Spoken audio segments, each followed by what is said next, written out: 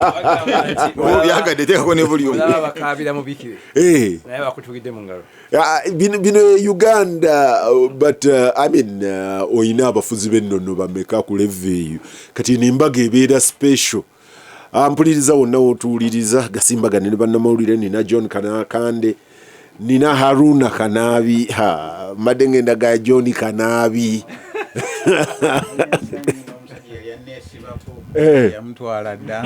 Mukwano gwange semwogerere Mungu amummuze mirembe yandibadde kati yagenda tabatiza Kanabi. N'erinnya twali tulifunye lyangu Henry nga nina Charles Romsha nali wano akutuse ekiwalaata yakedde wano nga n'okwayuuya owakawa oyanguwako naye ndaba essanyu ly'olina kirabika Amanda yakwadde enseenene nozireeta nozirya. Enseenene tezinnalabika. Waliwo obulabika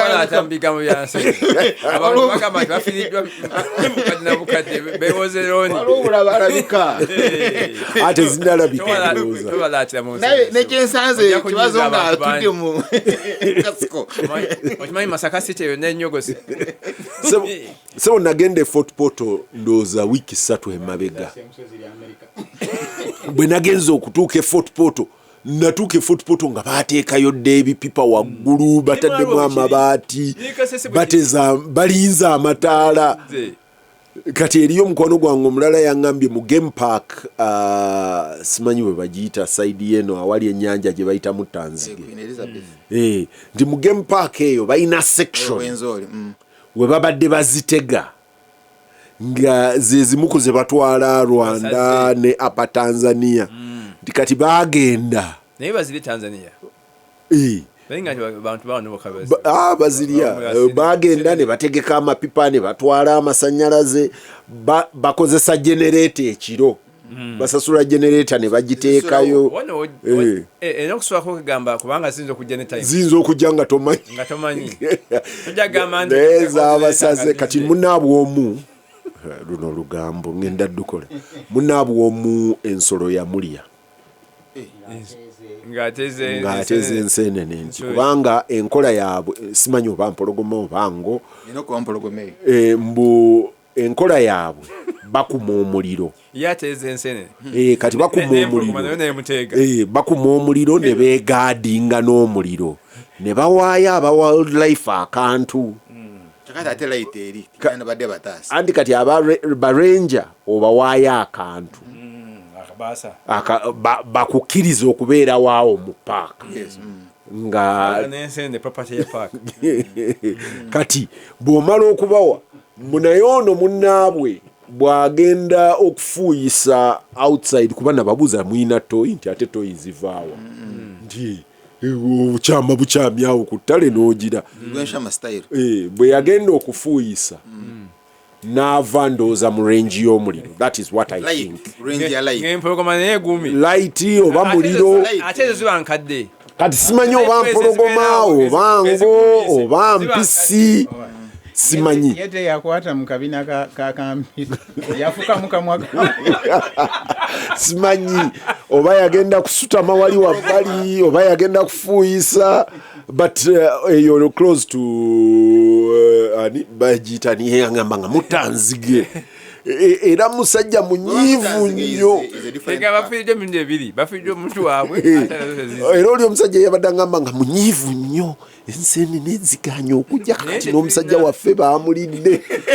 John buuza abantu osangawo obugalo bwo erya UPDF na drone eziraba ewala lwaki batitegeeza waziruddawa. John buuza abantu va mu nseenene eyo mugumye hazards z'emirimu zibeera nnyingi.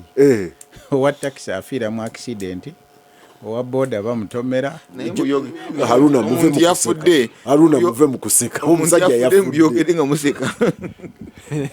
Bannange mwenna batuwuliza lwakuba simanyi oba yafudde wiiki eno oba yafa wiiki eri. Kyonna ekiri naye yafudde.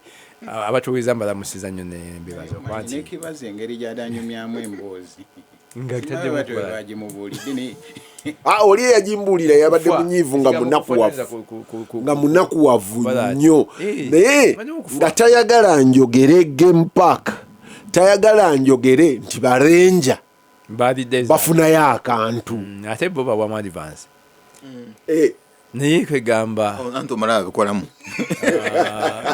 kakanda abimanyi story yali agana buganyizitwa badde nja kutegeeza bannaffe abatambula okuva ku Entebbe Road side temujja mu kibuga mulindeeko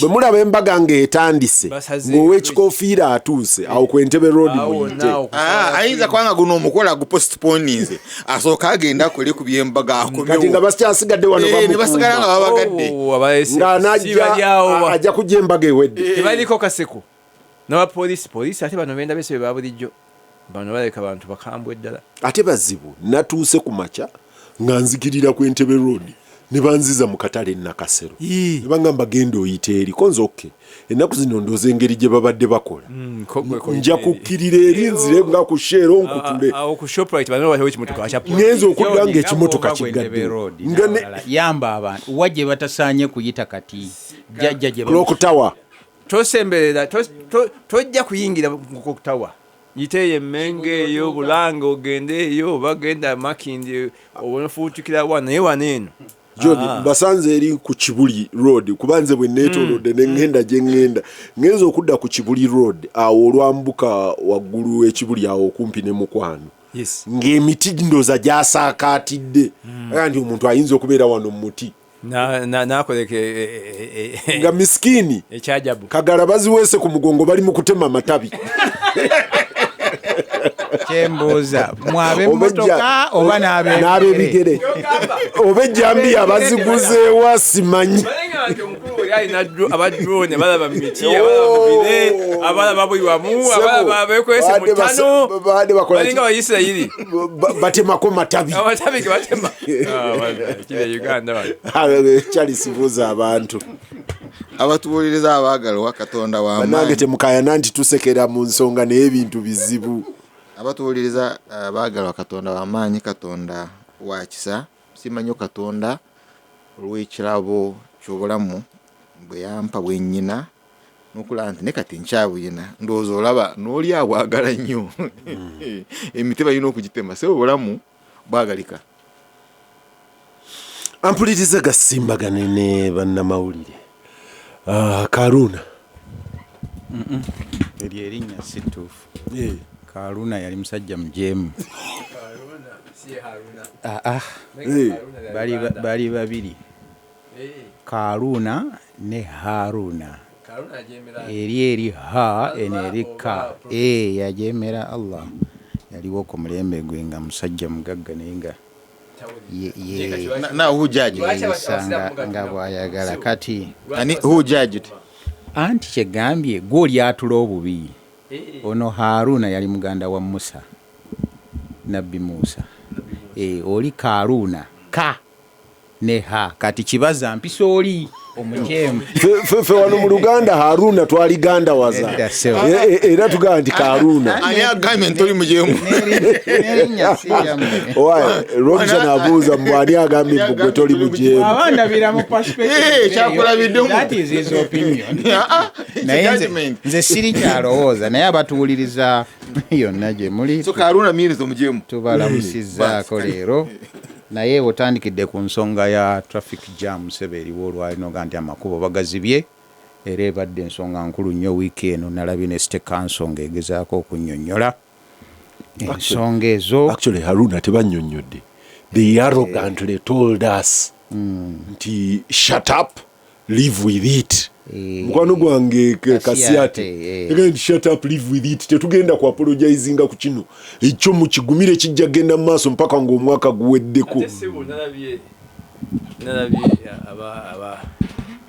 abajasinga bakola akakubo k'ekiyembaawo neha kasana kwerabirako enkola ndowooza yabazungu eri abasooka okugira ddala wano kolasi yasooka iwayiwako obutakataka notekako obuyinjayinja wawo we bakoze amazzi ne gamutwa ne gagenda naye kati mukulu kibazo ekimu ku byaliwo ndowooza Lukwago bye yali abuuza SFC ng'ejja kukola eyo si be baba Special Forces Command mu ndagaano bo baba waaki kati ebyo biri kuggwe munamawulire omukugu.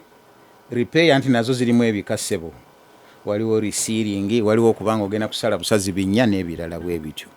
Naye mukulu Kibazo weekend mubaddemu ekintu kye mbadde ntunuulira.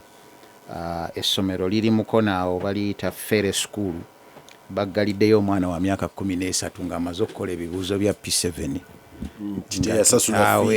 Bamubanja $2,220,000 naye nga muvuzi wa bodaboda. Poliisi ensonga neziyingiramu naga nti omuzadde. Poliisi ensonga neziyingiramu naga nti okkirizibwa kusibirayo mwana kuba NOC detention center. Naye omuzadde naye bamuyise n'agenda naga nti ekiwandiiko kikino sayininga naye naga nti muggaleewo gate naye ne bamusibira mu ssomero. Naye ne bamusibirayo nga bayagala bakkaanye babeeke ssente zaabwe ze basasula. Weekend omukulu Kibazo tubadde n'ensonga ya New Vision. I think I saw it in New Vision. Ensonga ya pipeline ya amafuta wetutuukidde nga baga nti nayo egenda kutandika batandise camps ziteekako ng'egenda kuyita mu districts eziwerera ddala 10 n'amagombolola 27. Naye mu nsonga zonna tubabasasula simanyi oba baggwayo bagambye nti NEC ekitongole kya UPDF ekikola ki simanyi NEC ekitongole kya UPDF ekikola National Enterprise Corporation bagiyita business arm kyekigenda okusooka okuba nga kikola emirimu gino egitandikirwako oluvannyuma kikwase China Petroleum Pipeline Engineering Company. Ensonga eyo nga tukyali ku bya oil era Palamenti nga bamuwanga ne ba Aisha tebannaba kuddayo yayisiza etteeka lya Petroleum Supply Amendment Bill ne liyitawo nekiwa ekitongole kya gavumenti ekya UNOC Uganda National Oil Corporation obuyinza obujjuvu okubeera nti yeyokka ejja okubanga ereeta muno amafuta oba bwe bagaleeta bagawayo eryoke egabanyiza abalala abatunda abikyoyogedde ekyokubiri kikyamu nti bwe baleeta bagawayo no yeye bulk importer yekka bakongeddemu yekka then ye yaguza abalala anti bulk import obotegeza bana abalala wali abo obudomola oyinza okujja nago mu tanka wali abo obudomola abagenda okujja ebweru osobola okujja nago mu tanka ekyo kinyonnyola era bulk kitegeza nti aleeta ebizito yeyeka kati bageza wali abalejjalejja lejjalejja ba opeke boys banaleeta sebo tuongeleko n'akalala kadde mawire detail nti ate oli awa Unoko Vito muganda wa Vivo ali Uganda bananyini Shell yali Shell kwegamba Shell eya Uganda yeguza Unoko Vivo eyagula erinnya Shell because si Shell yeguza Unoko ate Unoko nejja wano ate neguza Shell ebe tujja kudda kanabimalayo amawulire nga bireeta kamungulize mukulu oli alese baluke ono ali kugundi nti ate naguza naye feka tubategeeza ebiriwo. Mukulu Kibazo era mu Palamenti mukyala Anita Speaker wa Palamenti naye agambye nti bamuwanga bano abakyalemedde okuddayo yatandise okukola kye yayise digital presence nti mwenna muteekamu you check in and check out alabe when you are entering where yaba mu Parliament prinal abalabe abataliiwo naye mu nsonga ere ezatambuza ababaka b'oludda oluvuganya okufuluma Speaker n'aga nti minisita abadde wakujja azinnyonnyole wiiki ejja naye alina olugendo olutagenda kumusobozesa ate nga that's the Minister of Internal alina okubeerayo Minister of Internal Affairs simanyi yagambye minisita naye bagira balinda statement ejja kujja naye ennaku 15 ntuula 15 bwe ziggwako waye Kanabi omanyi olugambo luzibu nina munywanyi wange mubaka wa Parliament and quote unquote fixer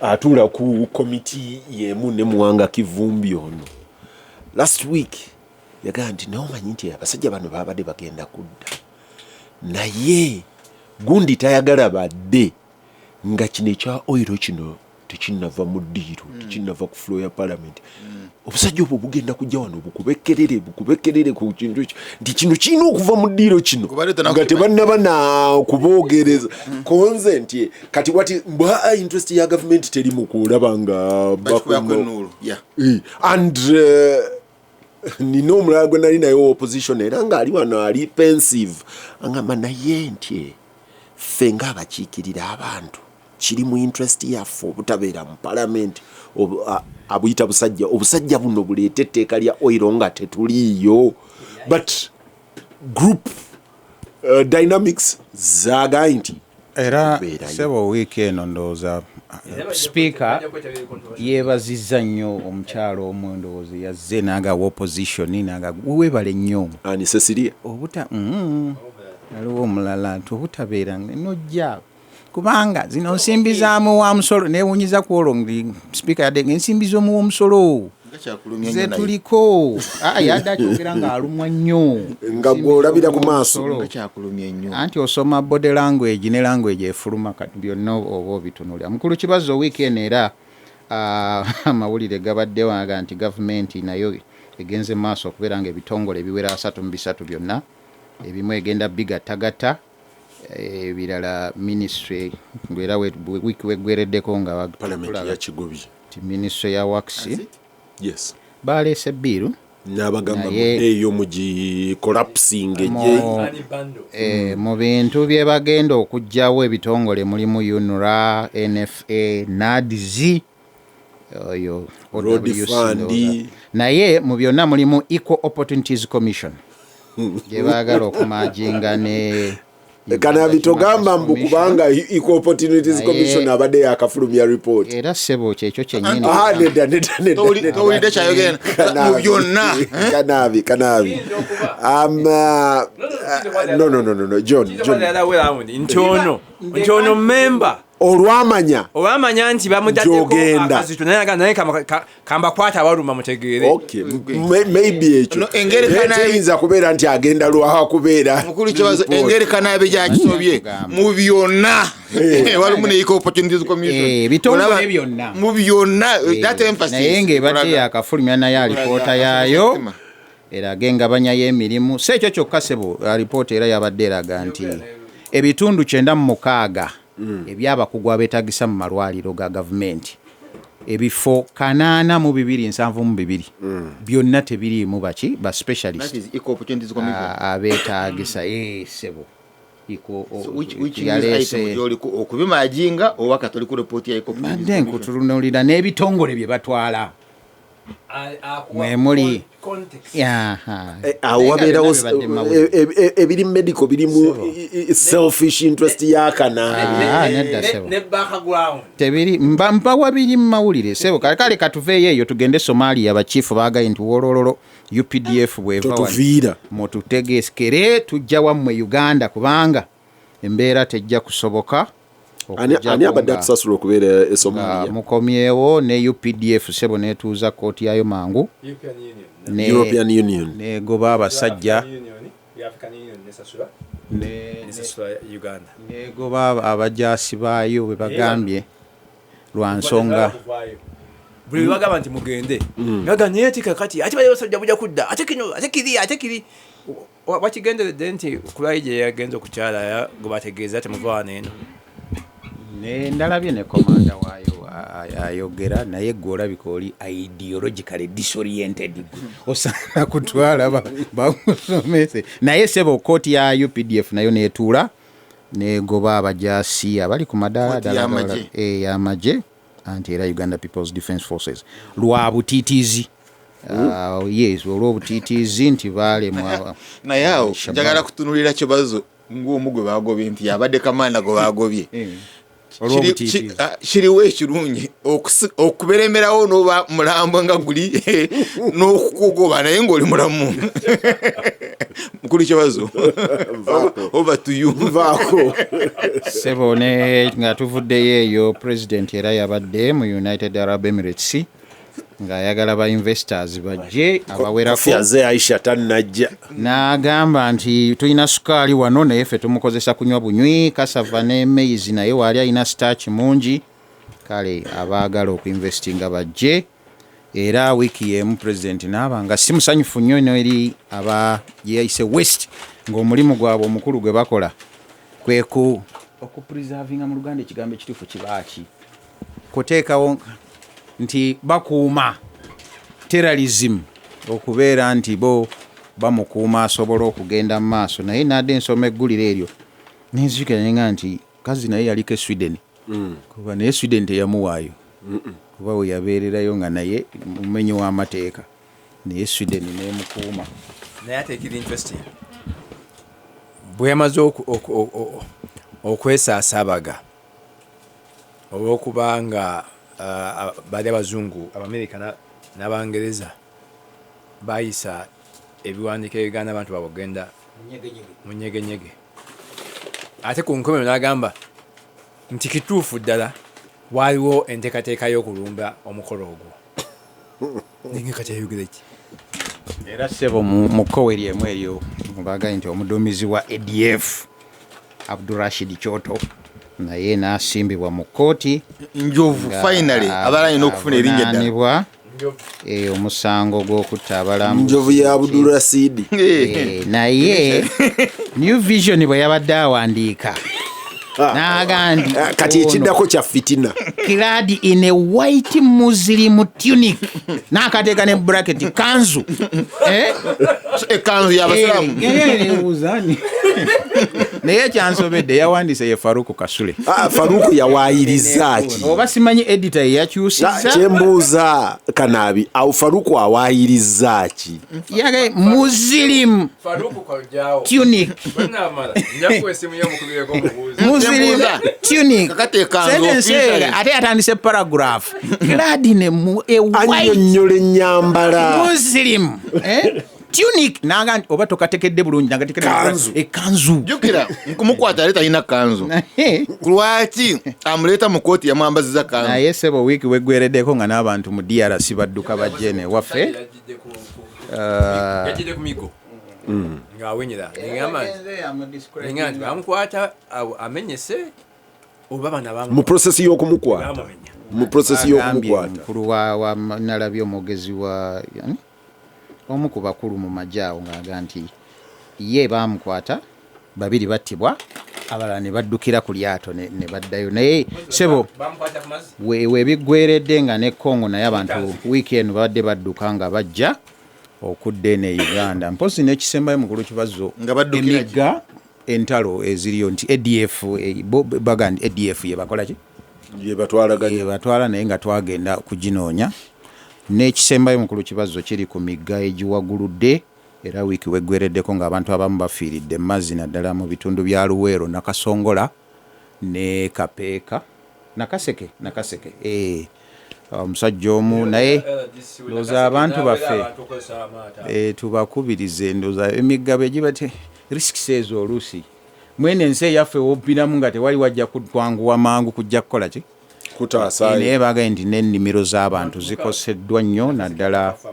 Gasimbagane ne bannamawulire. Gasimbagane ne bannamawulire. River is about cut off. Where? Anti eyita wa mirundi bingi. Which bridge? Ogende Guru highway. Ampuliriza Gasimbagane ne bannamawulire. Of course kana bitanyega nti story esinga obunene wiiki eno embaga. Olunaku lwa leero embaga Kabwejongera yennyini gye yatandikiddeko naga ne TV bagiteekeko. Naye gwe nagambye okuteekako TV yaweesebwese. Oba bano bali ku ludda luli. Teriyo oludda lulala lonna. Sebo embaga eri emu ya mwenemu. Kalwejumbira yani kitegeeza ki? bali ku free to air ati naku zino nayo bagigetaageta tekyalaga bulungi fanekite Uganda. Sebo leero olunaku n'omanyi nze noonya nnyo ssente kati eri abaje wange ne bangamba waaye totadde kirango mu magazini ya mbaga ya mwenemu nembabuuza kakati kuze ekirango kino mu magazini mwenemu alinako mmeka Kingdom einako mmeka eno Memorial Magazine ate nno mwegende bataddeyo omanyi Katuukiro mumanyi ate yakulira National Planning Authority asobola okulikomendinga nti mubeere Majid ne Makerere and management seba utwayitawo katono oyogedde ku bintu by'ebirango weekend waddeyo ekirango kya National Medical Stores ne wabaawo n'ekiralo bakyade kya airport kwe Entebbe badde baleeta ka video naye nga waluuseewo omuze nti Kibazo omanyi gira teekamu ka social media awo ffe tudduke tugende tuteekeyo ekirango ekinyonyola naye simanyi cost yawo eriki kati bwe nagenza okugiramu era bwe ndabye ebirango that is the selfish me anoonya business bwe ngenza okulaba nga nti n'ebirango bino singa ow'amawulire ono aga nti tusheyalinge 50-50 ebirango ebiyozaayoza ebizze ku lw'obwakyabazinga inkamu eno bwejja naffe mutuweeko vision sebo yalangirira mu lwatu mu lujjudde emisanatuku yawa miliyoni 600 ndumenyemenye simanyi busoga kiyegaana obwakabaka wa John ezo kansirike yegaana miliyoni 600 another issue sebo nayo neewaayo mukuru Kanabi engeri Simba gye tutaalabye naye ndowooza ejja kuwaayo airtime naffe tuwaayo airtime mukuru Kanabi engeri gy'osomya amawulire engeri gy'osomya amawulire ku item ya terrorism ingeri gyogasomye is also terrorism ampuliriza Gasimbagane ne bannamawulire naye ebirango by the way ekirala ekiraga economy yaffe bwekola obubi Kanabi omanyi mu mawulire major events are a major advertisement platform for newspapers bwe ngenza okutunuulira amawulire gaffe agali major abiri actually the main revenue stream yes amawulire gaffe abiri New Vision ne Monitor bwe nga tunuulidde ngambala birango nti ebirango ebiyozaayoza ebikola bitya both Monitor and New Vision even in the magazine seriously ngenza okulaba nga the advertisement income has dwindled massively fe abali mu mawulire tulina okulowooza ennyo oba abantu bakyalanga mu mpapula zino ne radio ne TV and how do we respond to the new digital media oba new media nga bweri kubanga okulaba nga eno embaga teattractinze as many birango in spite of the vibe because it is everywhere in terms of visibility n'ebirango ebiri mu mawulire gombi engeri gy'obyogera n'emphasis it's everywhere oganelwa enshamba gyeri tebali kubuusabuusa nti economy Charles eri abantu basinga obungi eriyo betanyiga ssebo naye abasinga obungi banyiga eriyo abali abatamanyi bigenda mu maaso era bw'oyogera ku economy gamba nti booming naye sebo oyogwire ddala side by side with the economy simanyi Kanabi aba olyogeddeko sebo kooti yagambye nti employer omukozesa teyeetaaga kuwa nsonga yonna nga goba anytime Kibazo ayinza okuddayo ku nankani ku yomwayi ku Monday n'asanga akabaluwa nti sebo Friday yali last day ensimbi zogenda ozipiking ewa accountant oba omwaka gumu asimanyi oba senior myezi 3 tambula tobuuza kati mu economy eno amakampuni nga gali so squeezed that's dangerous yep what is dangerous ruling yabadde ya mukwano gwa Kanabi yabadde court of appeal okay. there was an appeal naye issue It's not, Peter, just 1 second. It's not just about the economy. Akola advert abaine ekigendererwa. Ayagala ku attracting a clientele ye. Bana abaana be mulina be muzadde. Agamawulire tebagasoma.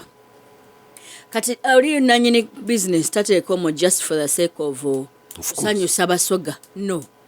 Bameka bagenda okutuuka abana aba happy nti yalanze muno ne bagamba nti no company tujagala nnyo tulangira n'embaga y'omukama waffe. Tebasoma mawulire bali ku social media like he said.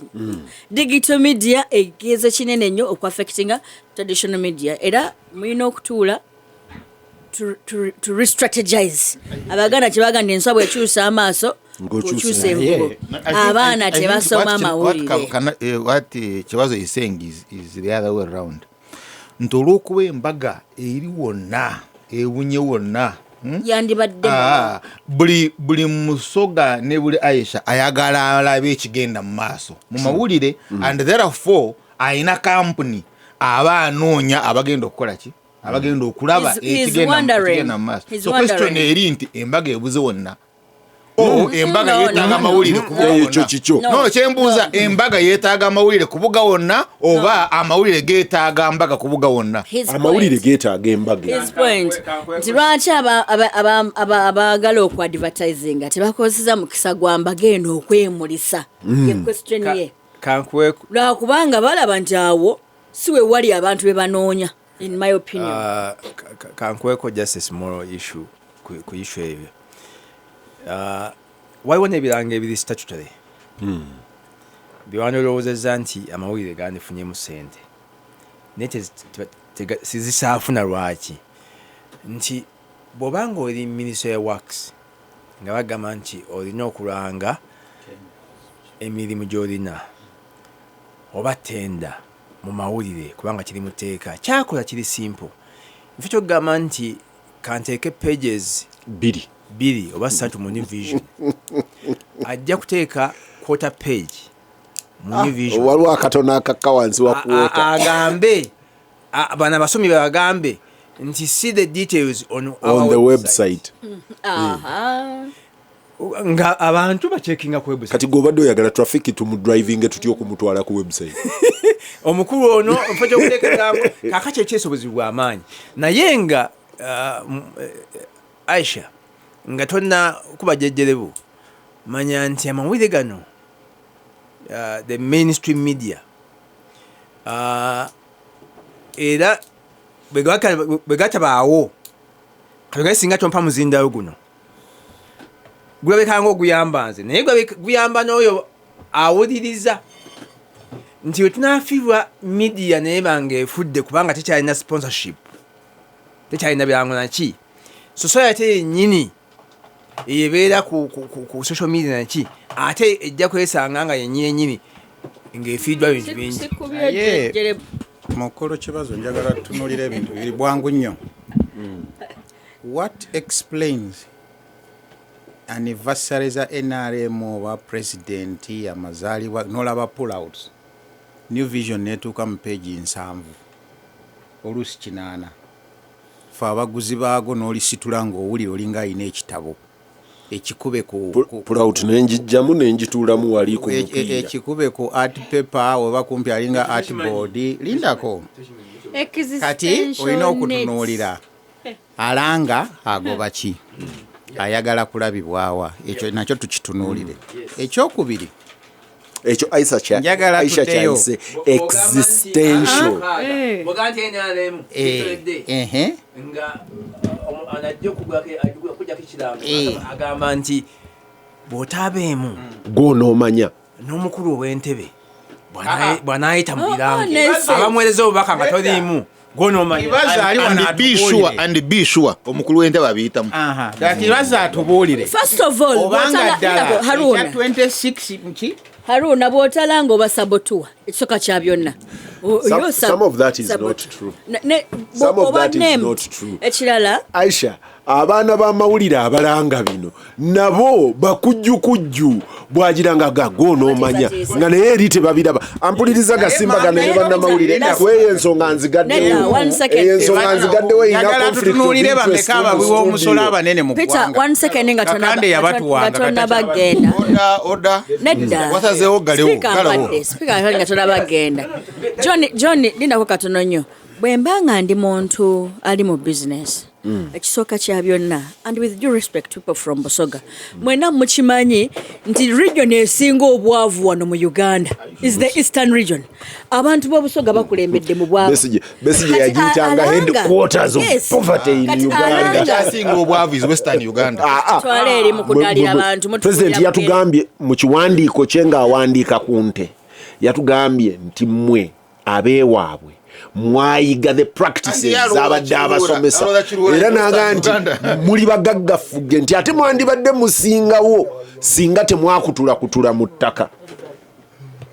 Ampuliriza Gasimbagane mbadde nkulaga ekyo kimu. Ekyokubiri gambye nti ab'ebusoga abalina capacity bagitanga bagita batanjera bita capacity to consume ntono nnyo. Ekyokubiri aba NRM bagala Museveni abalabe nti webali abalanga mu NRM ngeraremu anniversary heroes independence yokutula aisha bitwabitegedde so omusubuzi samara eriki nti omusubuzi alangira mu interest ye wafunira Gasimbagane ne bannamawulire. Olunaku lw'olwaleero wetutuukidde wano nga mukyala Joyce Mpanga ow'ekitiibwa naye Katonda amuyise. Joyce Mpanga afudde ku makya ga leero oba maybe one of the most celebrated women leaders of her generation. Charles Ona ngambye baatuula naye mu CA. Namusoma enfunda bw'osoma ekitabo kye yakituuma ani yakwatibwa omukisa mu by'obutaba mulenzi.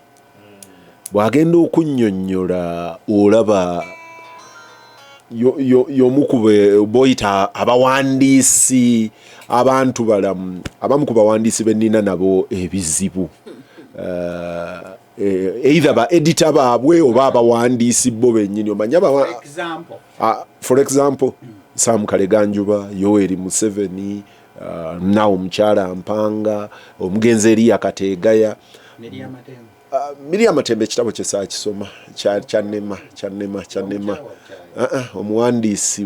omuwandiisi we prose yamukwata bubi naye nga story mweri. But bw'ogenda okusoma bano benjogeddeko babadde bakekkereza nnyo n'amazima. Actually mu interview mukyala Mpanga gye bamukolako yagaa nti ebintu bingi bye mmanyi nasalawo obutabyogera for the sake of the peace of this country. Kuba emu ku story ze anyumya mu kitabo kye story ku Moses Ali, General Moses Ali. Joseph Moses Ali yali Minister wa Finance mu government ya Idi Amin. Mwami Mpanga omugenzi bawa Joyce Mpanga tata wa Daudi bwalwala kansa mukyala Mpanga ng'alina window emu yokka okufuna forex ng'alina okulaba Minister wa Finance amusigning. When was that? In the 70s. N'atambula n'agenda ewa General Moses Ali n'amunnyonnyola obulwadde bwa bbaawe. Agamba mu story nti General Moses Ali ng'anoodi ng'olaba abitegedde ng'abinnyonnyola. Kati bw'anoodinga n'anoodinga n'amugamba kandabe. Kati n'amuwa empapula. Moses Ali n'amugamba tuyina eddwaliro baliyita Mulago Hospital tie twalayo bbaawo. N'akwata empapula n'aziyuza n'azikasuka mu kasero. And the rest is the journey ended. Mukulu Mpanga. So the story has two angles. Ey'okuyiza empapula wamu n'ey'okumugamba lwaki totrying. So where is your emphasis? whichever way you want to understand. Naye mukyala Mpanga mu kunnyonnyola story ye details ezimu azireka yaga nti wawandiikidde ekitabo ate nga yasinkana mwami Moses Ali mu cabinet n'amufuula na mukwano gwe naga nti mukyala Mpanga yasalawo deliberately obutajjukiza Moses Ali story eno naga nti waye kamuleke ti sijja kumujjukiza kati naga nti ne stories endala ezidocumenting our history naga nti nakyawanye ekitabo kya Henry Chemba yajubisa ebyaliwo mu nsanvu bye twalaba tebimu tebyetaaga kuwandiika eyo ye issue yokka gye nalina ne mukyala Mpanga era boyogedde kusijja kumwogera omu boyogeddeko simanyeba naye ate kwantu bati okumanyi waliwo edition endala ejja girinde omu kuboyogeddeko nize ndi kugwa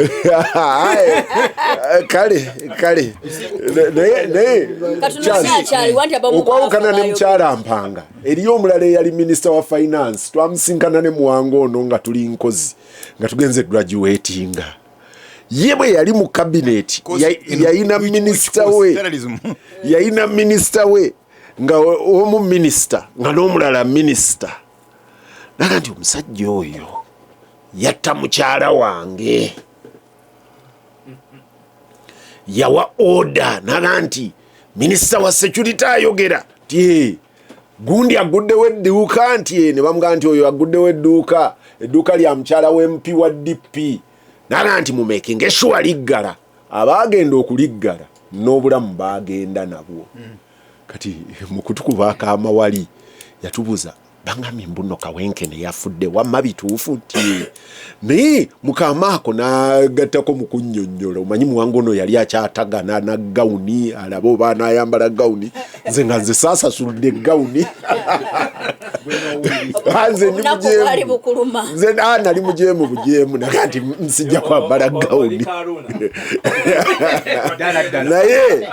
naye omukulu n'aŋŋamba nti ebbanga lye yamala mu kabineti ya making sure ti ministry y'omukulu oli okujjako emisaala tefuna sente era ekyo yali proud nnyo okukikola. Kibazo oyogedde ensonga y'abantu it's about our history. Yes, naye history waffe ekintu kikulu nnyo n'abantu okulekayo amazima ebimu ku bintu bye tubonaabona nabyo mwe muli ne bino kati ebyokuddayo nti ate tumajinga ebitongole tukole tutya yunoka ebeere nankani ebintu byaffe tetubidocumentinze bulungi nti n'ebyo bye tugamba nti bizibu nnyo. History is written by victors. Mpanga mukyala Mpanga omugenzi kati goyogerako simanyi oba yali victor oba kiki naye ebintu byebyo singa bijja ne tuddayo n'eruweero ne tutunulira ebintu byaffe mu butuufu bwabyo n'abaana baffe ne babisoma kati ekitabo kya mukyala Mpanga kyoyogerako simanyi mu library mmeka ez'amasomero mwe kiri ekya president nga bw'ayagala yakwata ku za government mu kisaasaanye mu masomero gonna okiraba simanyi oba bamuwanga sente baziyisa muwanga agamba babijjayo naye at the end of the day Kibazo ku nkomerero ffe tufiirwa nti ebyafaayo byaffe tetubitegeera ne tuddamu ensobi zezimu naye kanaabi ne mu mbeera zaffe ng'abantu tuli bantu balamu nnyo and that is a weakness. Mu buntu bulamu obwo tutya okwogera amazima kisoboka n'obukuusa is part of buntu bulamu. Etiquette and obukuusa are very close. The highest level y'obugunjufu kumanya bukuusa omuntu gyako mukugamba nti mugunjufu omanyiruka yanga nti gyolabiranga nti omuntu aga nti ali polished is polished is very polished corporate ebigambo ebyo abo eyo yensulo y'abakuusa era yebuzibu y'obusajja in quotes tabanyigira obutabulike abikubawo nga bwabiraba siba n'abaana abakiga tabikako bano basala layini wayi mukyala Mpanga Kibazo akugamba bwoba wabye ngoyagala nkuteekeko kakala kalungi nga wapiara so kumbulira amazima nabye wabye katayo kagenda agamba abantu oto yabye but he said I wanted to look at it, writing and truth bo soma bireneze eje mu parliament okumaji okugata ebitongole they call it rationalization sibwe kiri chaze yongenda kudda nayo tujogereko fully ya rationalization eja kuleta subject yafe manyi history mulungi kwetumanyi kati Joyce mukama amutute Mungu amusasire mbakubagiza natuula naye nafuna omukisa okutuula naye nga Drake Seke bamu interviewinga atya ebbanga eriiseeri ng'eyayuza empapula ze ate yapookeza ettake yes ng'eyayuza empapula ze how sweet she must have felt nga Moses ali eyayuza ki empapula za bba n'amujjukiza nti genda e Mulago amaze ebbanga lino lyonna ng'apookeza Butuluuki nga Mulago waali naye nga yatupookyezawa. How did she have felt ti omusajja ono eyayuza empapula n'amujjukiza passing of time obudde ne buyitawo ye baatuuse okwetaaga obwetaavu bwe bumu ng'oli bwe yayagala kyasobola kukola kintu the difference today is that Mulago mbi nnyo okusinga no it doesn't matter you see it doesn't mean the story Mulago yali nungi no the story is not that nti oluvannyuma lw'emyaka nga 3 kumpi ana ng'oli yayuza empapula n'alifaali ng'ono tugende e Mulago ono yayuza empapula babadde yeetaaga obwetaavu mu bujjanjabi obufaanana ng'obwoli bwe yayina ye yagenze Butuluuki essaawa eyo zonna abadde Butuluuki namusanga e Butuluuki n'engendo mubula teyantegera nti mulabi abazungu bagamba nti time is a teacher grants you the wisdom to know we have two people to look at time is a teacher it grants you the wisdom to know that you are a fool mukulu kibazo ndowooza lesson gye tulina okuyiga mu ekyo nti bw'oba mu kifo ekyobuvunaanyizibwa ekisalawo ebintu bingi ekifo ekyo bw'oba okikozesa onookikozesa n'obwegendereza oluusi tuba mu bifo ebyobuvunaanyizibwa eby'amaanyi ne tusalawo ebintu naye nga situlowooza twefumiitiriza nnyo enkome ya byonna te ne twesanga nga history tujajinga bubi kubanga ebintu byennyini bye twakola ffe twalowooza nti kati gugende Mulago kanaawe time etuuse iyo tugenze Mulago ogenze Butuluuki. Gasimbagane ne bannamawulire. I'll give me an opportunity because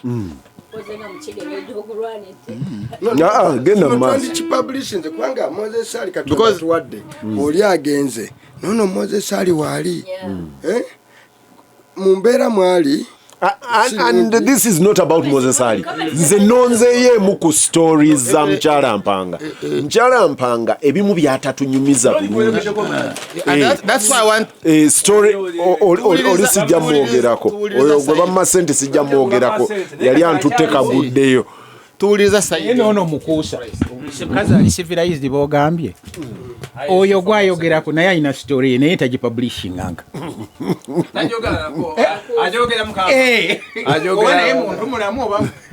omugenzi John McCain baali mu debate yali oba na Trump oba nani nduzali ne Obama nga bayisimbyewo na Obama.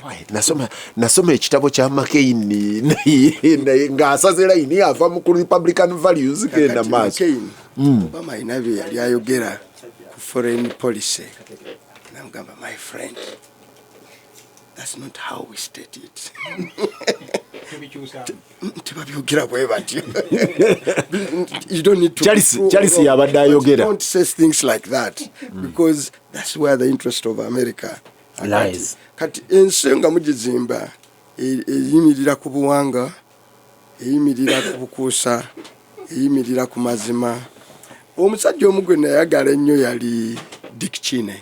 Dick Cheney. Omanyi president wa America abeera n'omukisa okusonyiwa okusonyiwa abantu nga bakusiba asobola okusonyiwa naga abakute kati abasinga bwe baba naddala nga bali mu last moments ez'okuwaayo obuyinza nga bafuluma baba n'abantu ababa bakolera ebiriddate ne mu kukola ebiriddate ebyo babakwatirayo etteeka ne libakwata ne libasiba naye nga wali okola mirimu gya gavumenti ate gavumenti n'esirikawo dikiti ne yaggala ofiisi ya bush namugaa tojja genda kuwaayo obuyinza okusuka ng'ono omusajja omufulumiza ekkomera bush ne yeetooloola emirundi egyawera ng'alaba morale kitunula bubi namugamba ssebo tetusobola kuleka musajja atufire ate yali mu wiruceya naddira wiruceya nagiteeka ku luggi nanga olina okusayininga wano tufuluma wano nga naye afuluma tetujja mulekayo so okuzimba eggwanga peter ebyo byonna bibaawo obumu obwo butogerebwa mubulekanga kakati ate gwogambye tupublishinga ate gwogamba nti tubireke basis ya conversation tubadde ku mukyala omugenzi Joyce n'ekitabo Lovinsa Mpanga n'ekitabo kye yes n'ekitabo kye tamala alina bye yamuwayirizanga tubadde ku mukyala Joyce Mpanga omugenzi n'ekitabo kye naye tugenze mu kitabo kye simwe tutadde emphasis tugenze ate gwe wakisoma tugenze ku lugambo lwawulira si lugambo anti kyenga our conversation yonna ebadde ku lugambo ono lwe yawulira olutali mu kitabo olutali mu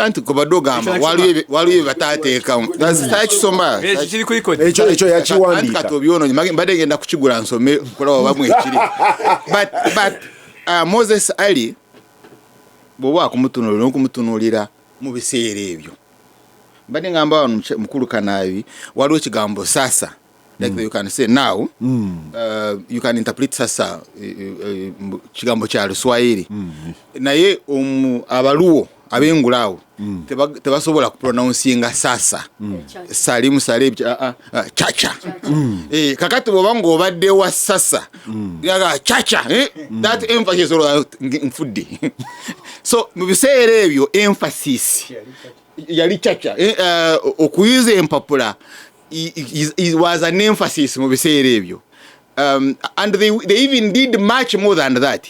Yes, they did much more than that.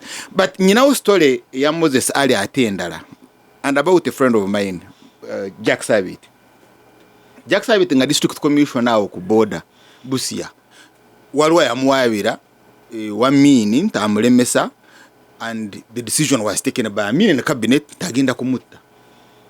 And yes, in cabinet. I mean, said it to this district commissioner, I'm informed, he's sabotaging us, alina abayekera, ali mbiche ebyo. Namugamba ono omusajja amumanyi ebyabo mbimanyi nasoma naye wano ku Kampala I think. Mbimanyi kakati mbadde nkusaba. Anti Moses Ali obbi wa mwamu karuharu kana. Obbi ne Jim Muweza abaletera digital. Yes, natwala Jack Sabi obbiwo. Natwala Jack Sabi namugamba transfer him into my district nze mbeere naye bino bikakkana and I mean did it. That's how Jack Sabit is on earth. So he ended up a rebel. So Chogamanti, I mean, he was collaborating with Amin was a very reasonable man. Absolutely. No, absolutely. Moses Ali misinformed Amin. Absolutely. So now when you are to read Gasimbagane never namawulire tukomawo ne about Chacha ne sasa Chacha Muhanga Kivumbi ne Aisha Kabanda.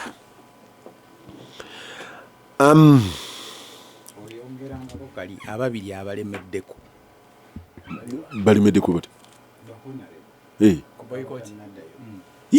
nedda naawe n'abalala bonna tebannaddayo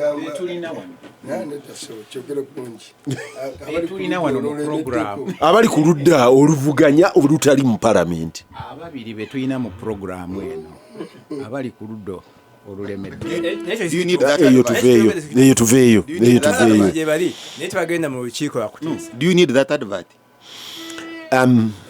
wiiki eno John, two issues zensanze nga zintakula omutwe. Emu ku zo ebadde ya the build up ya company y'amafuta. Last week twamentioning about government okubeera nga yakoze deals na kijo. Haruna abadde ayogera ku kubeera nga NEC egenda kuzimba pipeline. Company ya Vitol Nechi the base president gye yannyonnyola mu kiwandiiko kye ne Minister Ruth Nankabirwa naye gy'annyonnyola nti Uganda's intent is kusavinga sente on fuel imports. N'olwekyo twagala kwetuukira. When I read initially, nze nga Peter Kibazo kyali kinkolera sense nti jjajjange yasogolanga ng'ayagala ekidomola kya ttonto bakitwale ewa Nnaalongo Beereddene butereevu, si Matayo kujja kukigula kuba waliwo Matayo nga Matayo abigula ku kyalo. Naye mwakomparinga amabeere g'abakyala mu kyalo kyonna. Matayo nga yagula n'agenda nga yaguza ab'ebbaala naye ng'ono ayagala balitwale. Bonna ndooza abakolanga ebbaala bwe baabayita baabanga basimoolo na Beereddene. Kati juzi oli yagala nti oba simoolo konze waaye baava mu bbaala bizinesi yabalema. Beereddene ne simoolo baavaamu bagenda. Yovaayo but mu business eno middleman nga president agamba tujemu middleman. So who was the middleman? Abatuguza. Who was the middleman? Kati here the middleman Matayo waffe yali Kenya. Companies in Kenya. The state of Kenya? No. Or a specific company? The companies in Kenya. Which one? Zibadde zituguza mulimu aba gas wano. Mulimu something energy. Naye nga yaguleri n'atuleetera. So that argument made quote unquote a lot of sense. That's true. Hold there. After that, what emerged, however, was that Uganda was not going to buy petrol from ExxonMobil, from Shell, from BP, from Aramco, the big boys. Uganda was going to buy from a downstream agent era. Naye agent agula kuba big boys n'atuguza eno. Bwe nagenza okufuna ennyinnyonnyola eriyo mukwano gwange mufuuyi wa mulere omu ku bakulira kampani ya UNOC. Bwe yagenza okunnyinnyonnyola nganga nti nedda nti amawanga olw'okuba Uganda busajja bwa nkuba ekyo tukirekaawo nti mmwe olw'okuba muli busajja bwa nkuba temugenda wa Aramco mumugambe nti Aramco njagala petroleum amukuwe nti bali abanene petroleum bamugula ne bamuholdinga ne basetinga ne price abamugulayo bano bavito baani kakati ate bo ne bamuguza abaddako kati awo wetuli konze kakati ate wetuvudde ne wetuli byawukanye bitya ebyo nga sibitegeera bulungi. Of course later deal efunyemu ebizibu ebirala gundi yagisigninga gundi yakola bwati John ewuwo your understanding of the deal and the benefits ku consumer eri omusajja bamuyita Kibirango bwe nali njogera ku nsonga eno nanga kibazo tomalira budde ebyo byonna eby'oluzungu tobinnyonnyola nze njagala kuwulira kimu ngula amafuta ku 15,600 olwaleero ki gavumenti bw'eneetuuka mu Desemba ng'eno diiru emaze okukwatayo ngenda gagula 3,700 awo nenjogerawo oludikya nina Muwanga nina Aisha mukulu kibazo ensonga z'amafuta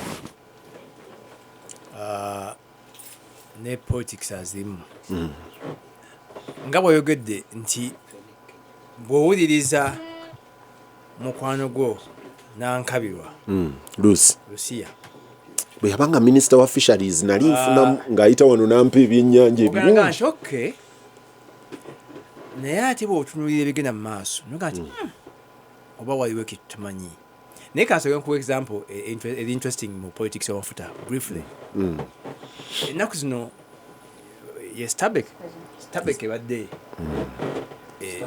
Sabex nga eleese amaanyi ennaku ezo bazimba station mpya enamasuba bazimbawo kuti namasuba bazimbawo 2 ate mita nga 3 mazimba yokusatu ziri 3 naye out of the blue wiiki ng'emu 2 emu neyeeyubula nefuuka tea oil sisi bakazimba station mpya wano ate efuuse tea oil kakati ate yo nga bei kati kwetundira ate eri wansi nnyo okusinga ati okusinga Starbucks hegamba nga nti watakuba waliwo politics ali mabega getutalaba naye kera ekikwewuunyisa nti kakati ku nkola ebaddewo bonna ate wandirowooza nti the big boys aba Shell Vivo aba Toto nti bo okuba bagula mu bungi ennyo n'amaanyi balina amaanyi nti ate bantutuuziza wansi ate osanga obukampuni obutalina n'amannya agafamanyiddwa ate nga bo buli wansi naye bonna nga bagwa ku middlemen okuvawa e Kenya okusinza ku president kanoga nti naye dynamics za business eno kiri ki kanali ndowooza mbadde ndowooza nti okuleta government a company ya Uganda ya oil ekisookedde Uganda okuteekawo company ya oil kufa batali mmwe abakapitalist ennyo twali tulowooza nti awo ne balowoozezza kubanga nga tulowooza nti eyo company eyaffe Uganda National Oil Company ejja genda naye ebe n'enzizi ezaayo naye ebe ne refinery eyaayo naye ebe ne filling station ezaayo ng'ogenda ku Vivo oba ogenda ku n'ofuna amafuta n'olowooza nti kiti making a sense naye duka story yasooka kufuluma mu moni John just for information omanyi nkumanyi awo wakunyumira nnyo naye one, even in the capitalist world, the biggest petroleum companies, among the biggest 20 petroleum companies in the world, abagasimeri, abasinga obungi companies za government. Nezitali zali za government, nezigenda ku stock exchange. Nebaga nti for governance, for the right business practices, zigende mu katale. Yeah. So it's not new, ne government te trading ku pump.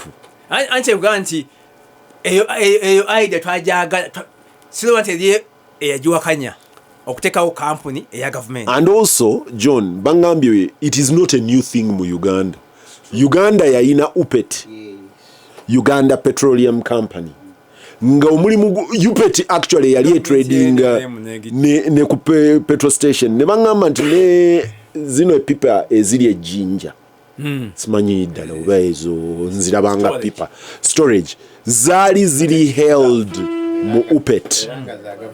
Era omusajja gwe bayita Israel Suruma yawakana nnyo ne government nga government egambe ejjamu ezitunde nga the economic argument then yali front run by Onyango ngegamba nti tosobola kuddira millions of liters of petroleum nozituuze jinja nga zenkana sente bweziti nga zebasebwe basaawo nti amawanga amafuta ago gagatereka n'amaje amaje gabeera ne reserve ezaago ng'amaje ng'ago in case of emergency maje yegeetaaga amafuta mwabalala mubaawo. Yeah. But okay, of course new idea. Naye nti Museveni bwe yajja mu power not novel ng'akyuse endowooza namukyusiza endowooza n'ava we yali teriyo yamukyusisa. Of course yajjanga alowooza nti government ejja kukola ebintu bingi kimanyiddwa naye vanyuma omwaka gumu n'akyukira ddala nadda side n'alowooza nti buli kimu ekya gavumenti kitunde kejjeeko naye tetuna kubanga bw'otunuulira endagaano eno yakodde okusinga biwandiikiddwa mawulire nti tebajjeewo middlemen. President agamba ba middlemen bavudde mu industry naye ba middlemen tebavuddeewo. Okay? Tufunye middleman omwo omunene.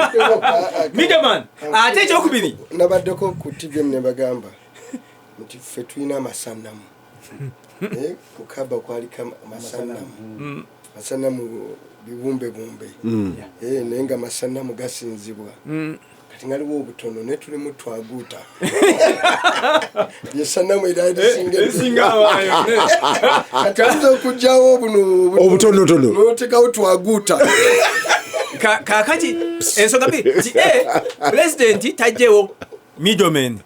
Ekyokubiri pulezidenti bw'aba awandiika nakinaki akulaganga n'entalo n'abazungu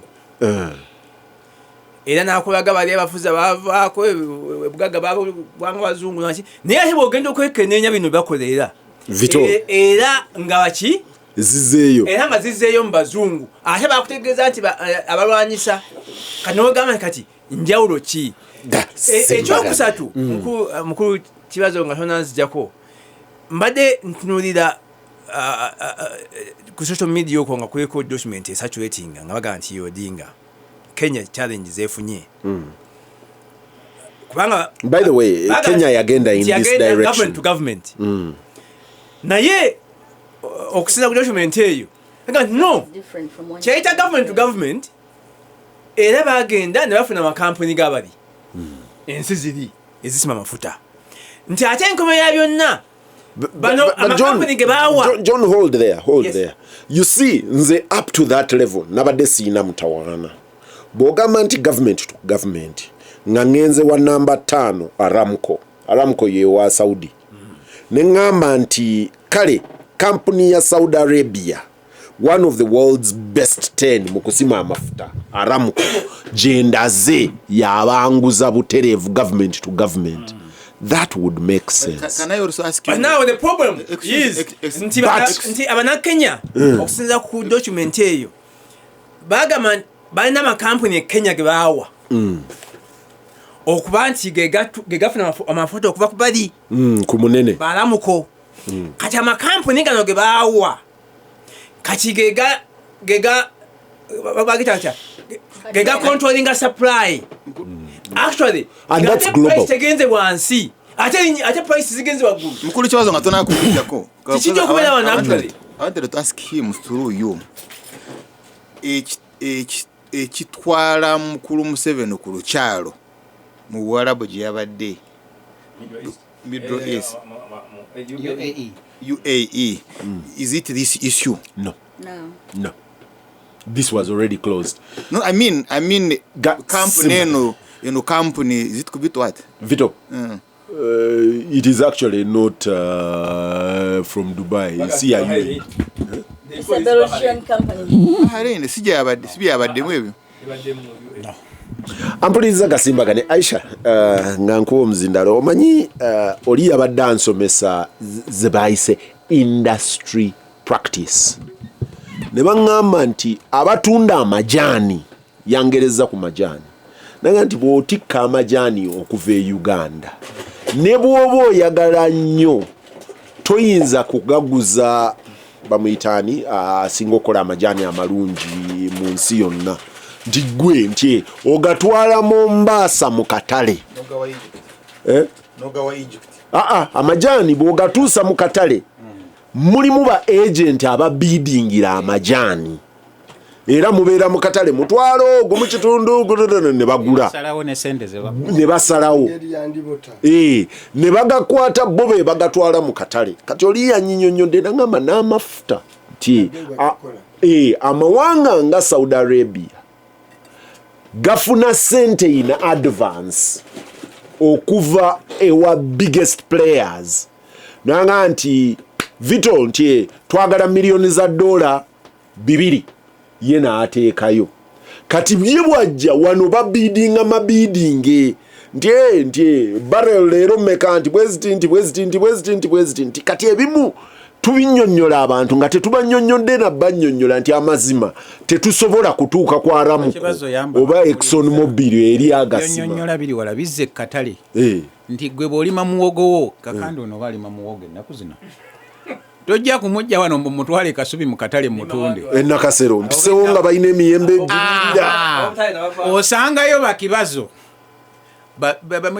babira aga ntisewo bw'oba toyise mufe totuuka Aisha omanyi leero mbadde mpite Nakasero ku makya nendaba babuyita buki obwo obubox bw'emiyembe obutonotono ka crate mbadde ne muwala wange neŋŋamba naye lwaki seeguliraako n'emyenda neŋŋamba owaloole nguzaako ka crate k'emiyembe owaloole naŋŋamba tayinza kunguza ku price sentence ina nanga nti obadde yunoko gwe oyina kugula kwoli owakatale Peter kantandikire watandikidde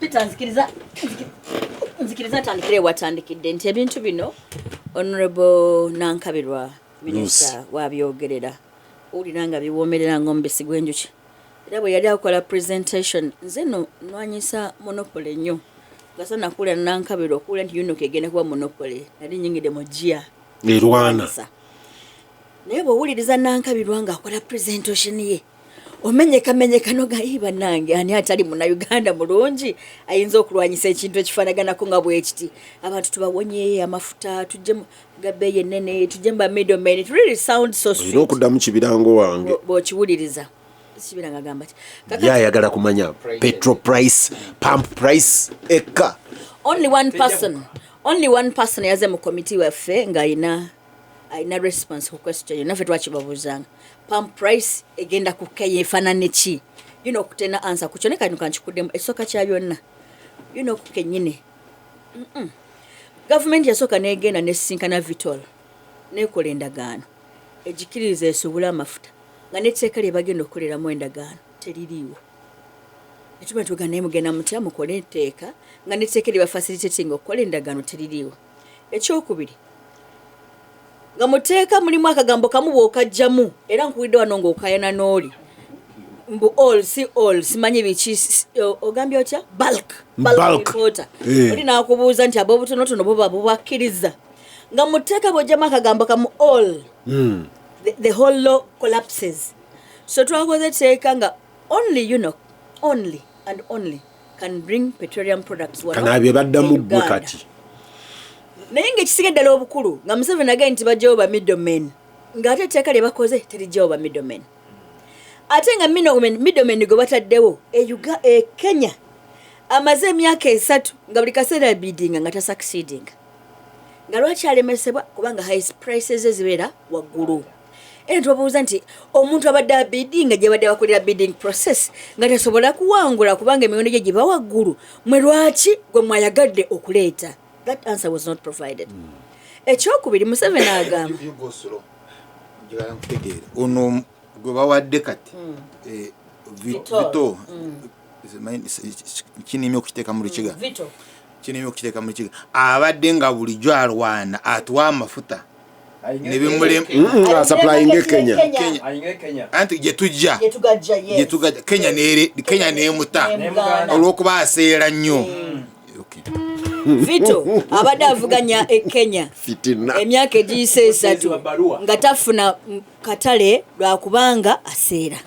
Kati Vito n'anoonya engeri gya cutting out Kenya ng'ayita Uganda. Kati ekyokubiri Vito nga Nankabirwa akola presentation alaga titufunye omuntu agenda okutuyamba amafuta tugajja ku refinery onatuuka ku refinery nga bawa President Museveni ekifaananyi nti Vito ayina refineries eri Vito tayina refinery neegi neemu andi Vito subsidiary wa Shell ekyokubiri ekirala mukyogedde Matayo nekya subsidiary kyogere subsidiary kitegeeza oba oli mu mukono gwaki Oli yapangisa. Ono ina Vito Bahrain. Vito Bahrain. Yes. Aina Bahrain, by the issue.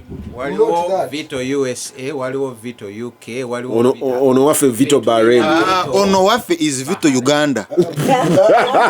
Vito Uganda aina shares mu Vito eza Bahrain. Kato you know kukinoonya. You see, you have to be very careful. Omanyi. Ni company ziri when they are registering bino bye mwogera. Aisha atubulira amazima. No, Vito Bahrain. That is true. This is Bahrain.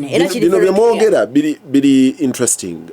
Nali convert nga banyinyonnyodde ensonga lwaki twanditunze UCB. Nembeera converted. Nga bulijjo. Nagenda nentuulako ne mwami Agasekalaala wano nga nyinyonnyola why UCB must go. Naye yawagira agende. Agenda okuvaayo nga ndi convert. Ate ba convert we preaching enjiri musi. Singa bagitandika. Naye along the way bwe twatandika ani bana bage temwage na Malaysia. Ani bali bagiyita ani ye Malaysia, Westmontland Malaysia, Westmontland Uganda, Westmontland Kapeka. Westmont. Kati Romshana may not be totally dismissed. Oyinza okubanga oli ku Vito Bahrain nga bunga. Era kankubulire How was it incorporated to what? In Uganda, that's the most important point. When Uganda is trading as what? kankubulire another important point. Yoga jetawandiika. Omukulu Manzi Tumboine. Omugenzi kati. Long after nga mu government yajja n'atunyumiza ku New Vision nti ensonga eyo ya UCB yamuleetera obuzibu era omusajja wa IMF yali wano mu Uganda mu kiseera ekyo n'amugamba nti nkukakasa political career yo is coming to an end. And he did, and it came to an end. Peter, kankulage lwaki ensonga y'olumushana eyinza okuba nga ntuufu. Vito bw'ereeta amafuta. Lindako, Vito bw'ereeta amafuta e Kenya. Egenda kuba ega trading directly ne UNOC Kenya. We have UNOC Kenya and we have UNOC Uganda. The directors. So ante banyo kugamba ina Uganda Uganda National Oil Company Kenya. Andi oyina okubeera company. No. Oyina okubeera company Kenya okusobola okutrading okuyisa amafuta go mu pipeline ya Kenya. That's true. That's not bad. But the directors of UNOC Kenya are different from the directors of UNOC Uganda. Bebani. That's another detail. Actually, one of them is a Kenyan. No. Yes. Ekyo kankinyonnyole kakandi. Kenya ng'etteeka toggulawo company nga teyina native director. Don't become PRO. Don't become PRO. No, that's a fact. Ashona tubere elimanye fabashiramu natugenda mu eteeka simanyi mu baliro emimagino bali gisiba Aishono kali Aisha oyagala mutwala ku kiyama kati Aisha yagenze mu kisenge natunako ku mpapula be bakachika bagenze somembozi Aisha pane kwongedde obudde n'obwangenze nyinza okumu atunyonyola avukera kwa ati fumitembo oyinza n'okatukubirako awo se mitembozi ya kati Petero okutya kwa UNOC Kenya ba director be baani Peter Dinda ko katono kati olaba twabadde tuvunaana mukyala mpango okulekayo facts nga awandiika amanya gaba bakadde mu mawulire bwo yosoma aida monitor vision kati bw'olowooza tunuulira secondary forces nga primary weeri bw'olowooza that is tulina gibuliiru wano bw'olowooza that is bad kankuwe butterflies mu lubuto zikuyongere UNOC yasayininze endagaano n'ekomiti nga Uganda n'egamba nti singa UNOC tuba tulemeddwa okusasula okay immunity ya sovereignty ya Uganda ewewulwawo n'evaawo nebawamba byaffe kiba kitegeeza nti batuwezemeddwa okusasula uganda ebintu bya uganda bisasule vitol ng'ogyeko ebyeducation ebya health n'ebya defense ebisigadde vitol mutwale mwesasule nga kwe kuli n'amafuta gammwe ge muyako ewaananako ge mukola ki including the main building ekizimbe kya uganda house mu usa upstream agreement ne downstream mulimu clause yagamba byemuddamu okusayininga byonna biri bye basayininga tebisobola byabandi balisebo becautioninga babamanyi. So Peter mu bufunze tetwajjeewo twakoze monopoly ku importation level ne tukola monopoly ne ku export kubanga bannayuganda tebajja kukkirizibwa kuyande balesa okweta amafuta e Uganda then willing buyers bagagule ku ngeri ku beeyi ya wansi ne willing Ugandans okusinza kuteeka le twakoze they cannot even go for this fuel e Kenya ne bagaleetera wano tebasobola. Is a sole importer and supplier of petroleum products in Uganda. What has happened as of time twatwalidde eteeka mu Palamenti nga ba petroleum products badduse Kenya bagenze mu kooti bayimiriza endagaano yaffe ne vitol okusuubula amafuta ogateeka Kenya ate ng'endagaano gye twakoze vitol bwereeta amafuta egateeka Kenya ate ffe tuleke tugakima eki e Kenya endagaano gye twakoze ne gye twapresence mu committee it is Kenya okujjako badde bagamba nti bwe banaatutawaanya Kenya bweneetutawaanya we can change mu committee twafunayo abantu abayi balina endowooza endala Uganda but directors ba UNOC Kenya are public officers okujjako lawyer e Kenya babaddeyo organization ezadde zina endowooza endala nga ziga nti ffe Uganda olina permanent secretary wa ministry ya petroleum ye Pauline Batebe ye permanent secretary olina Malachi Omolo Adede ye Kenyan lawyer eyatuyamba okuregisteringa CEO of Roger Services yomu kuba directors then tuina Zulaika Mirembe Kasajja tuina Francis Nuru tuina Amasiko tuina Francis Wambedde Nagimesi tuina Stella Mari Biwaga and Emmanuel Katongole aba UNOC eyeno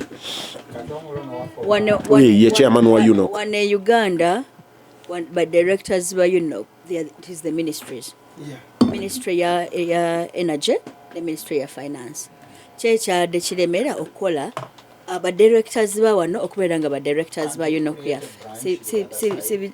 that committee was unable to understand that kubanga era tewabadde omwetefutefu wa kukinyonyola naabo okubategeera exactly who they are and whose interest they nekirala whether oyo omukyala wa UNOC asobola okucommittinga national resources za Uganda because in endagaano it wasn't the Attorney General that signed it was UNOC yadde committinga ebintu bya Uganda okubeera nga babitwala naye mbadde mbagamba nti wabaddewo companies ezabadde zirina alternatives oba yafuna guidance okuva ewa kiri owakiwanuka kiri owawazina committee n'agamba yenyini ya drafting endagaano yenyini teriyo ndagaano ekomitinga Uganda nga Attorney General tagikomiti tunuddeemu newa Solicitor General but in addition to that bwe bagenda okutunuulira ate endagaano eyali ne vito nga ne kampuni ey'abalooya eyakola ku ndagaano eyo yali eteeka Attorney General mu conflict of interest genda maaso erimu deep state ndabo kitidde nnyo gwe ebyo bibyo nze njogedde byange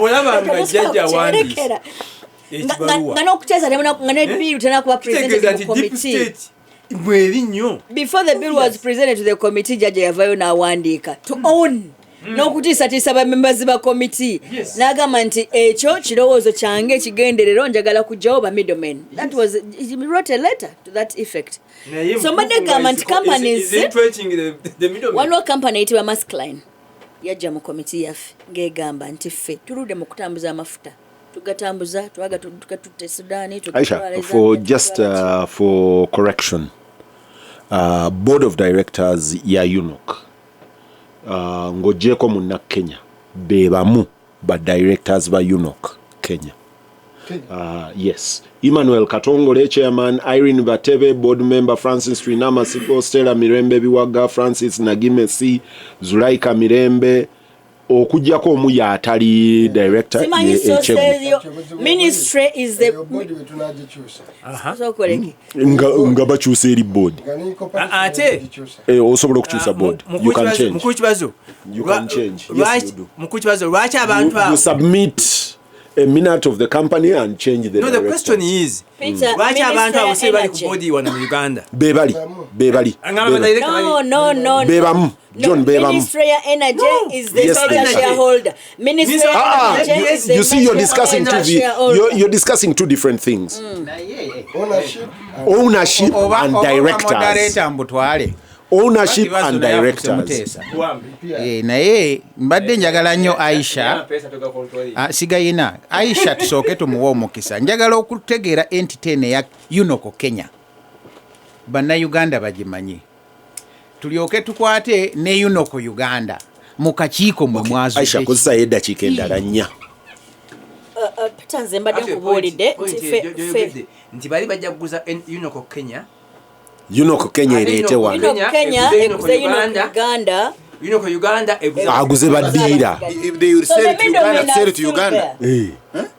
so the issue of no you needed a company in Kenya to be able to because ne challenge emu je tuina just one second challenge emu je tuina je batagamba bantu nti Kenya yatumye ne oluguudo through the pipeline because pipeline yaabwe companies zigipangisa companies e Kenya kati bano emu ku nsonga y'abaguzawo Unoko Kenya nga bagamba nti fo okusobola okupangisa ekibanja mu pipeline tulina kubeera company eri incorporated e Kenya.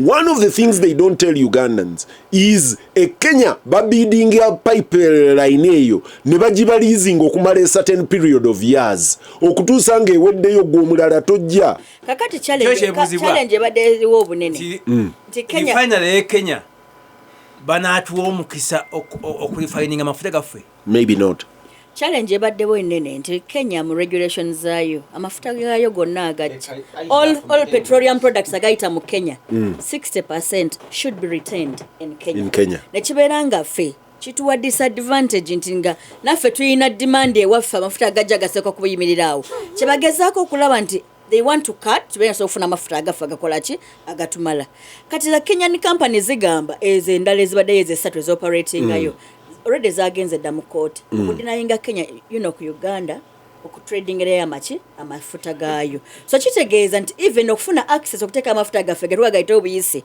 it's already denied kati de company ziga nti Aisha mwabatudde n'abakulu before we arrive at this point signing ebipapula ejja mu parliament I thought eyo ye sanitization ebeerawo behind the scenes neemala kuggwa ne tutuuka wano naye kati tulinga abali mu draft bwe bwakasobeza ate kyenebuuza kubanga ekyandisoose kyandibadde nti government to government bandibadde banegotiatinga ne bakola ki ne bakaanya kakati government ye Kenya eringa yakoze akabadi bateeseza ne minisita w'ebyamafuta ne bateesa ye nakkaanya kati mino ne bamutwala mu court so section of government ye Kenya it was a part of it for agreeing with us okujja kuba na Uganda business nemba de gamba nti waliwo organization egamba amafuta tujaga baletere Uganda fe tusayininga endagaano namwe mugambe tugagala jinja mugambe tugagala wane wa mukulu ya industry jesinga ko obunene fe tubatwale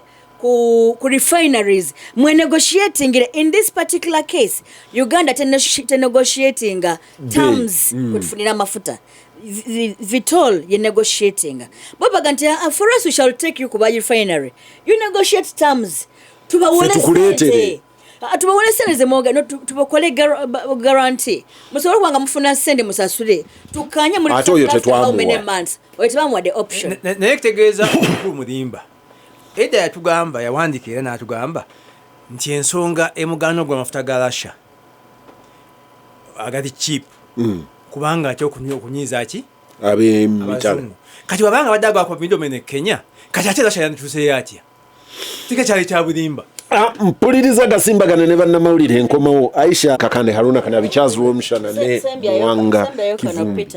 Aisha nakumaze Aisha nze nina amapesa ga wano Haruna Kanabi tunakuddira Haruna Kanabi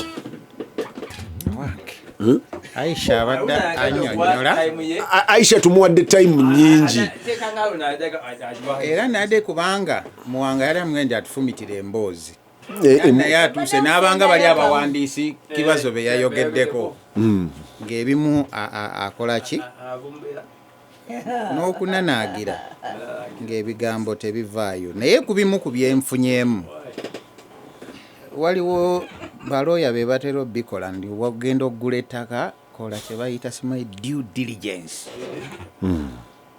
simanyi oba komiti yakizudde eno Vito Bahrain yaani kubanga Uganda tulumiddwa emirundi egiwerako twayina kampani yajja wano okugula woteeri ya gundi Nairo Hotel Furati simanyi Furati ng'eva Tunisia kiwulira ne batugambye nti ekigenda okubeera wano era egenda kukyusa naye hatta laana Nairo Hotel eringanga bwe yali n'ebifo ebimu ndowooza tebikyali ne conference center nayo era agakani yagitwala naye ate naye yasiigako muzigo ne tujja ku kampuni endala eyo gye mwogeddeko yatwala Westmont yayinanga ekigambo Westmontland Asia Westmontland Uganda Westmontland Kapeeka Westmontland egenda kutwala commercial bank simanyi biki eteeke mu capitalization twamaliriza UCB Aisha agamba nti Westmontland nze Kapeeka nze njongerako sebo Aisha when the monopoly we yagwira omanyi mu game ya monopoly cards we zagwira nga general avuddeyo agambye abange nti ono Westmontland Asia ono Uganda nti kasasiro nze nagula UCB nenjitwalira ani Sulaimani ne mugandi Sulaimani goyinamu nti nze nafunye eddiiru naye goyinamu omutete nti kikino nsudde eyo njawulo ya helicopter okiwulira ne tujja n'ebirala bingi bibaddewo naye waliwo enjogera ega nti sekawuka kaali kakumye Kanabi n'olwaleero batubanja ssente ezazimba communication house twaina Alcon nge erike wa Alcon international Alcon Kenya nga Alcon ezo ziringa 5 ate zonna zibanja awo ne tuggweranga buli wamu Bahrain Kapeeka kakati tuzze ku Vito bwe baba baginnyonnyola kali aka Bahrain ebiseera ebisinga tebakateekako gwolese fitina ne Muwanga kati tunoonya Muwanga yayise sanamu ki twaguti tunoonya ono kubanga Vito kati ntegeera lwaki Hamas yabuzibu nnyo ebigambo ebyo muleeta sanamu twaguti gyokimanyi nti ne ani omusala ajja okwogera Anakba. Omanyi tegeeza catastrophe. Anakba. Kakati simanyi oba ba Aisha nga ba representatives baffe baatuyambye okulaba oba eyo due diligence yabaddewo. Vito gwe twesibako yaani. Vito was represented by government in our committee. Tosobola kuba na patana ate nga go mu representinga andi bwafuuka patana ate tuba tufeba bwasayininze naye endagaano kuba mwogwa mwe gwabadde gwakutunuulira temwetaaga kulaba Vitol ffe tumubabeereddewo ate kanyongereko n'abaana bajja okuwagira aba Uganda baddiira abajja okunagamba nti eno ndagaano mpitirivu obulungi ate nga bava mu vivo kubanga n'alirowoozezza mukulu Kibazo nze mu ntegeera yange nti bw'oŋŋamba Vito Bahrain n'alirabye abasajja b'ebitambaala abayina emige n'obukanzu musiri muki tunic ekanzu nga bazze mu komiti n'abosibwanyiza oba tebalina namalevu naye ne bajja nga balina noba nowuli n'omutaputa expert waabwe ne bannyonnyola ffe baani eri palamenti ya Uganda ekyo temwakituuseeko amaze okufuna bizinesi ate ekyaba akyagaza okutuusa kati lindako kiri wabamubuuza mwakola procurement process how did you procure these people mwabafuna mutya ordinarily you would bid, you would make open bidding abajja ne bajja these are investors are solicited, they're not procured. Kati andi waliwo enjawulo. These are traders. Kanabi waliwo enjawulo wakati wa investment ne trade. Yes. Kati mwami Museveni abadde wano ayina gwa pepeya naye azimba enguudo yagaa nti oyo agenda ku investinga mu nguudo zaffe bwa identifying enguudo nanga nti luno ne luno ngenda dubazimbira azuzimbisa sente ze akola bwati nti ffe tuli musasula oluvannyuma mpola that one is investment, it is not your regular procurement.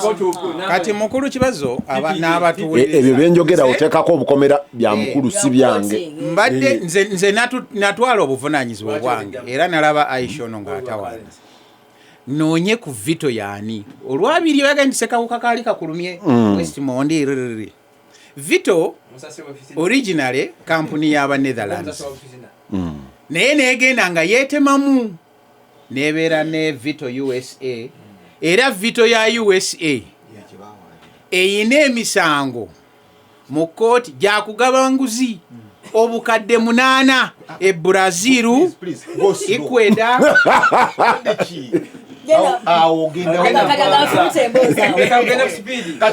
katuvuga mu binya Ecuador babanoonyerezaako ewaabwe Justice Department nga baawe enguzi efaananako okufuna ddiiru ng'eya Uganda e Brazil ekyo sigwa okitaddemu oba n'ensi amawanga gali 3 naye ng'amateeka ge bagaga nti nga kampuni ya America olina okuba n'empisa togaba nguzi naye nga kye banoonya ye monopoly eyo nti ffe kyekyo kyennyini nti nayo bawaayo akaguzi nkubuulira yakuwa facts nga bwe yazinoonyereza eri babakwata nga bawa enguzi kugamba question erintu ano tubeere ne expert asobola okubatukwatira simanyi kati ne wabaawo Vito Bahrain si musasi wa Fatina Vito Bahrain teyina information yes oginoonya Vito Bahrain neweetakula n'onoonya kati okutuusa nga obadde nga Kahindo Tafiire eyagandi abaye muŋŋendere Russia mumbuulize bano abatuwa digito bo gye bali naga ntutuuse Russia nayo ate tusanze nga eggwanga kyeddala bali Poland tebaliwa are you sure Vito Bahrain eri Bahrain oba eri somewhere kyekyo kyennyini naye ng'okola otya due diligence nga babakuleeteka mu nnaku 2 ne baga tulyagala mangu mabega tulyagala bano palamenti byaffe tubazula tya Vito lwaki bayisha tebagenda twavudde nagenda maaso ffe twakati mu komiti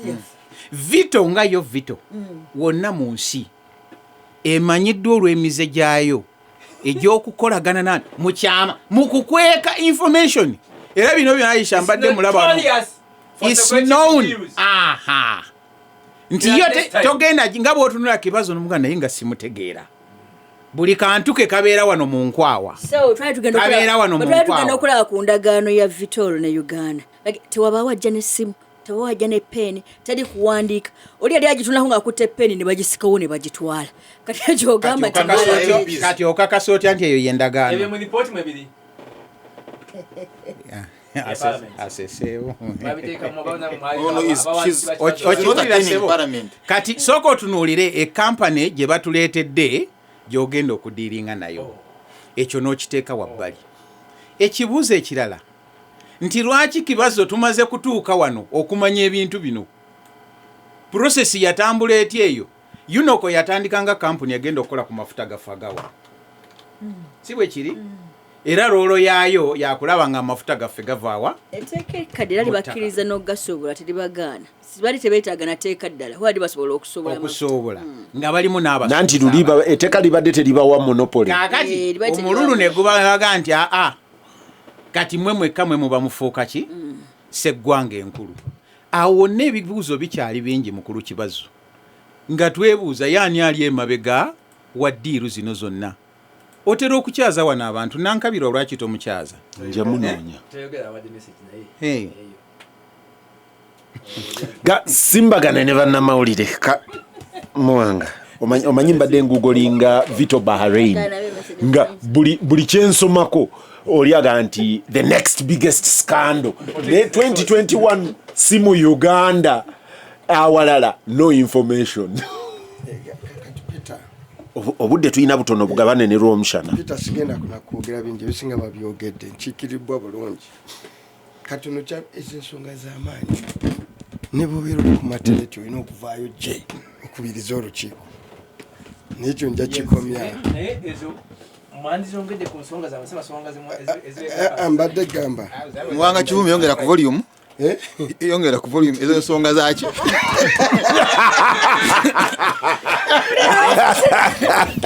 Muwanga Kivumi yongera leero lw'omushana yazzenga kajubi ensonga za simba z'amaanyi newe oli ku matereti teweetaaga nnaku 9 za maternity nza kubeerayo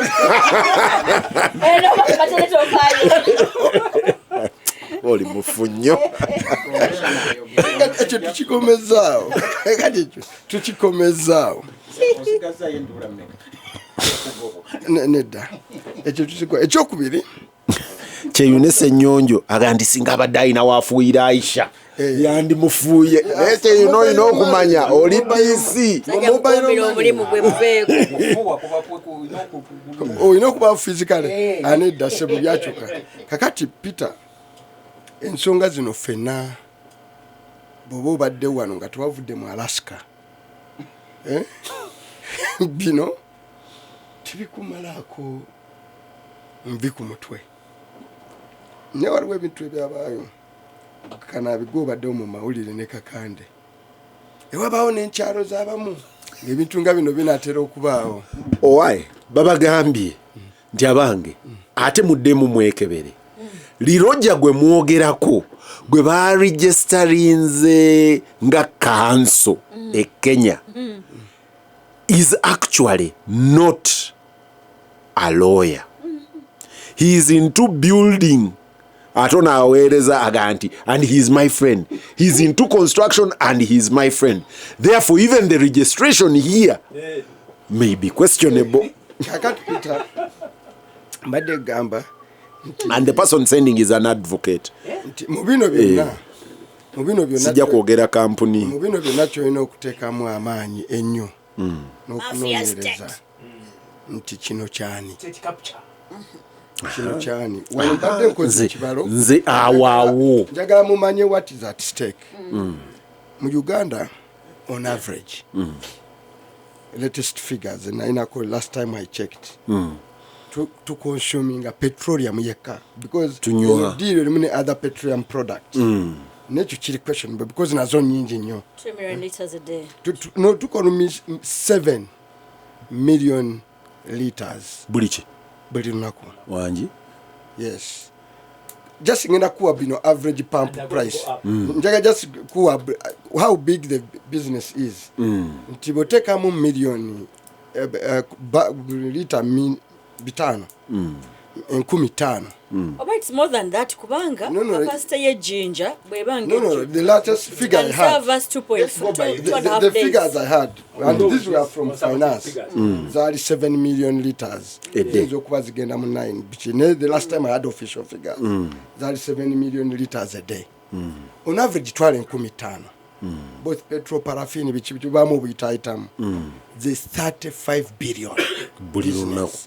every day kati teekamu ennaku 365 oyogera ku trillion 12 ne billion 776 so averagely it is a 13 trillion Business. business annual gross turnover kyoyogerako 13 trillion mwensi nga budget yamwe ya 53 trillion but of course that's a budget gundi yafe economy size yayo trading iri bigger than the budget iri mu bitano nekati wano sector emu gyoyogerako ina 13 trillion ekyo kyekiri at stake kati ekyokuli ekiri at stake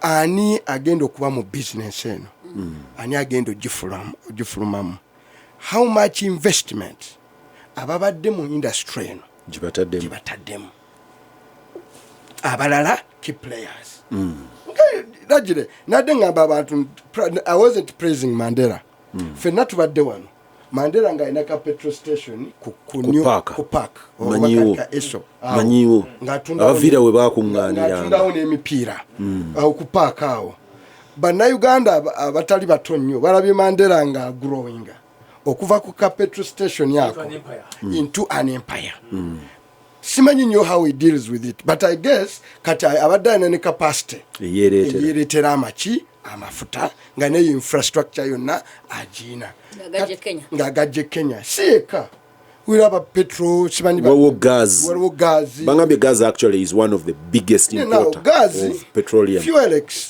is it fuelex ona ya wayo yali chairman waffe mu Mumusa a little while ago mu university nga aina petrol station za bulijjo now growing into a big player now are you going to wake up one day bonabono obatwale kuteera and ya retailing only because chobatwalamu timwenamwena musuubula kunze naye mugenda kubeera nga muli ba pump attendant mugenda kubeera ba pump ate muwanga akikendezeza nnyo mugenda kubeera ba muwanga wunzika mugenda kubeera ba pump attendant now whose economy are you building kakati at the end of the day gwe Museveni because that's square this back to Yoweri Kaguta Museveni increasingly what they have been painfully ngandi shadow minister of finance money what we gave in upstream and downstream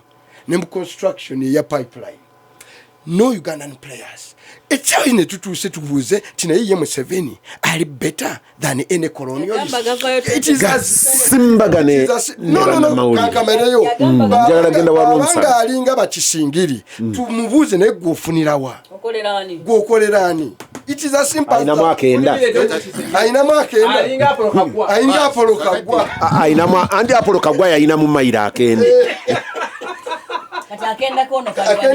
akenda kabano balida two by gone and by gay how comes into will show the business one temuji tendaringa two comes from the same chambers from the same family it is high time we boldly ask these questions otherwise fena bogera ku radio ne mu parliament mu public life fena by failing to ask these questions fena to be part of that conspiracy Charles Rumushana ladies and gentlemen Charles musanyufu nze ndi musanyufu ladies and gentlemen because amazima gaganye okufuluma naye lwakubanta nanga ekingana amateeka abazimbadde nga fuluma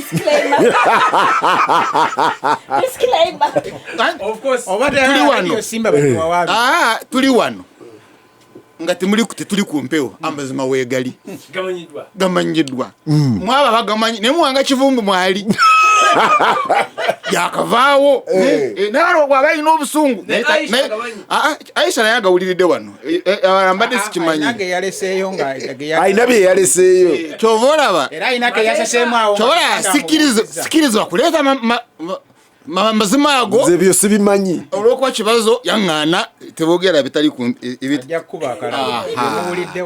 but Kibazo sibimanyi Kibazo agambye ayawandiika kampuni eno mu Kenya sirooya azimba azimba ntaana ebyo bibyo nedda sebo nsomye message walo byazimba kale walo byazimba bwaba tazimba ntaana azimba ki muzimbi ali mu construction azimba ki onataddewo kyazimba obompakanya azimba ki azimba ki kakaki sebo message eva ku 254 agiweereza kanso ali Nairobi Rugambo asogedde we can get jevude using our intercession method kakati enkayana ezisooka so katulabye ali mu ddiiro omumu banalaba ku sente zo n'omuzimbi ekyo kikulu nnyo ate tulabye entaana gye bazimba waliwo agamba bwe ndi bampumula ndiwumulira mu ntaana naye ng'eri bweti aleluya kakati netugenda ku issue ndala issue ya terrorism kuli Museveni n'ekiwandiiko kye kya poliisi amafuta agayingira mu Uganda abagayingiza abamu bali mu kutega bomu. You remember that? Naga bali mu kutega naye sina kulaba ogwe bakwata wa station omu ayingiza amafuta mu Uganda ate nga ali mu kutega bomu za ADF kati kancherekerawo. Issue yokubiri mu baluwa yagamba civil servants ngabatubye sina kulaba ogwe bagoba nalebadde nize ndabe State House and Corruption Unit ngekwata ba civil servants swinginga tebana bakubawo ogwe bakola ki gwe bakwata mbadde musaba abeko bakwata tomayenti dire evuddemu batuba but here you don't see civil servants. Now chovola tuline baluwa endala y'enseenene because wayina kubawo waliwo akutte enseenene atuwe balikisa ojja kukola ebbaluwa ng'ejja nga twetaaga bulk supplier w'enseenene yazoogeddeko naga nti alinda naye enswa zo zajja kakati sebo n'enseenene oyagala mu bulk supplier kyekizibu ekiriwo middlemen bano kakati mukulu kibazo tuyina bulk exporter. We are going to build a monopoly of a bulk exporter of coffee. Yes. And that lady was Peneti. Peneti. Inga agenda naye nga wa grade certain grade of coffee. Esinga yo kuba sente. Ona finally nabayo nagamba muve ku mukyalo ono. Yenze. So in other words now we can say the bulk exporter of coffee mukulu Museveni, but it relates to foreign currency. Kati kyemanya ngalo okunoonya wano, what is the strategic objective of Mr. Museveni in this petroleum? Bwe tubanga tuno because kati fe tugenze kutuuka mu kunoonyereza tumaze okukikakaza batubulira simazima. So now we need to look as Gasimbagane tulina okunoonya amazima. Ekisooka is this to save money. Ntilera fo oli abadde atusaba sente yatuwadde ne breakdown ya sente ze tujja okusavinga buli then finally bwe tunazisavinga ziragewa zigende ewuwe oba zisale ku pump price. Ati nze kyenabuuzizza zaaganywa ku 5,600 gagenda ku 3,700 kakati you see either CI bwe baŋŋambira nti tujja kunywera ku 3,700 ndi nabo 10 ku 10 endagano y'emyaka mekampozi manyi twakola twakola etteeka ekitegeeza talina confidence nti refinery ya Uganda eneekola mu 2026. Asha nze mbaddewo bagamba endagaano ya myaka emeka 5 and renewable. Emu ku biggest scandal mu this country na investigating ne committee nga tuli mu committee iri ku bujagali. This bujagali ina renewable term buli mwaka. Kuwivinga tax osobola ogijawo kakati muleke lw'omukyala yes etunde petro ne diesel owaayo kati ate lwaki endagaano eno eri even much longer dano waffe gavayo 2024 lya mubuuziza nokuteeka maanyi ku gaffe gaveeyo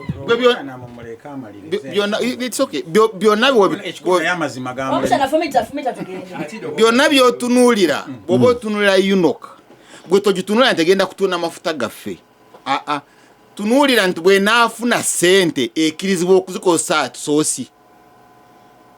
You see, the first amendment of the law ya finance management something that teeka lyamu eryo baali bakkiriza UNOC ng'ekitongole kya gavumenti kyekyoka ekikkirizibwa sofa okusoloza ssente za gavumenti ne kizikozesa on source as they want at source.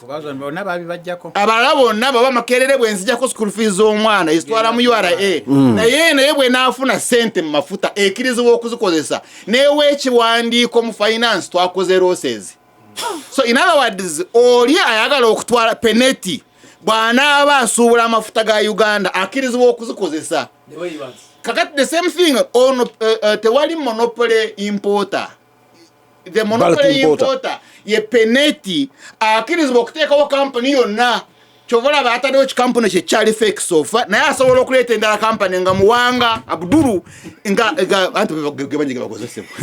gebakozesa Abdulu Muhammadi Abdulu what either you were a terrorist either you were kakati a company joyina okutura. So what is bali batwala Shimoni baletawo mu Arabu awo ng'era naye ayambadde tunic. Now so ayambadde tunic omwana yagiyisa atya? olese n'ensonga endala.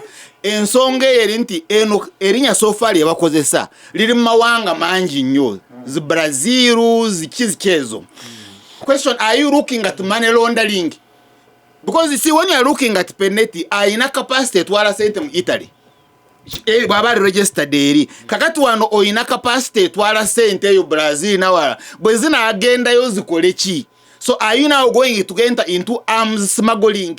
Rocket arms smuggling. Gasimbagane ne bannamawulire.